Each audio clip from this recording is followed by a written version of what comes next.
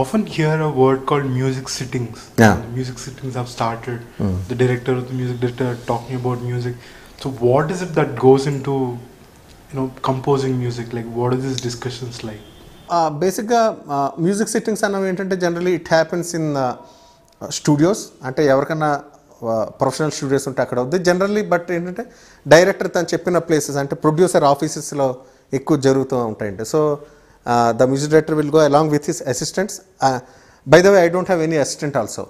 నా వర్క్ నేనే చేసుకుంటానని ప్రతిదీ, వాయిస్ మిక్సింగ్ కాడి నుంచి బ్యాక్గ్రౌండ్ స్కోర్ కాడి నుంచి అన్నీ నేనే నా ఇప్పుడు దాకా. అంటే అసిస్టెంట్స్ లేకపోవడానికి కారణం నేను అంత బిజీ కూడా కాదు. సంవత్సరానికి ఒక సినిమా చేస్తాను కాబట్టి అసిస్టెంట్ ఉంటే నా దగ్గర వాటికి జీతాలు ఇచ్చుకోలేక చావాలి. తను ఖాళీగా ఉంటాడు. He won't be learning anything from me. ఎప్పుడు కూడా ఎక్కువ ఫ్లో ఉన్న వాటర్ దగ్గర మనం ఎక్కువ స్నానం చేస్తే మనకు ఫ్రెష్గా ఫీల్ అవుతూ ఉంటాయి. స్టాగ్నేటెడ్ నా కెరీర్ ఎప్పుడు స్టాగ్నేటెడ్ అలా నెమ్మదిగా నత్తనడక. ఐఎమ్ లైక్ టార్టైస్, తాబేలాగా నెమ్మదిగా పాక్కుంటూ వెళ్తూ ఉంటాను. డెస్టినేషన్కి ఎప్పుడు వెళ్తానో నా జీవితంలో నేను చెప్పలేను కానండి, but I'm like tortoise, slow and steady నెమ్మదిగా. I'm very proud of my music. చాలా సంతోషంగా ఉంటుంది. వెనకబడిపోయిన ఫీలింగ్ ఎప్పుడు రాదండి. పలానా టీవీ కొనుక్కోవాలంటే డబ్బులు ఉన్నాయి లేదా, ఏమన్నా షాప్కి వెళ్ళి బట్టలు కొనుక్కోవడానికి డబ్బులు ఉన్నాయి లేదా, ఇంతవరకు నా ఆలోచన పరిధి ఉంటుందండి. అంతమించి వెళ్ళను నేను, కంపేర్ కూడా చేసుకుని అవతల లైఫ్స్ తోటి.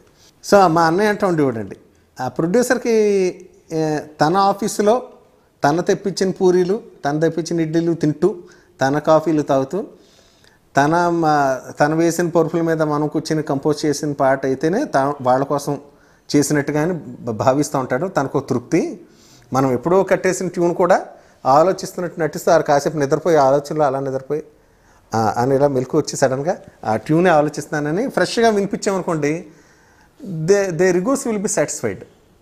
అంటే మ్యూజిక్ కానీ దాంట్లో ఉన్న సౌండ్ ఎఫెక్ట్స్ కానీ, బ్యాక్గ్రౌండ్ స్కోర్ కానీ, డైలాగ్స్ కానీ, whatever it is, total మీ థియేటర్లో కూర్చొని చూసినప్పుడు సౌండ్ని మొత్తం రిచ్గా ప్రజెంట్ చేయగలగటం, ఉన్న మంచి ఆ సౌండ్ని రిచ్గా ప్రజెంట్ చేయాలి.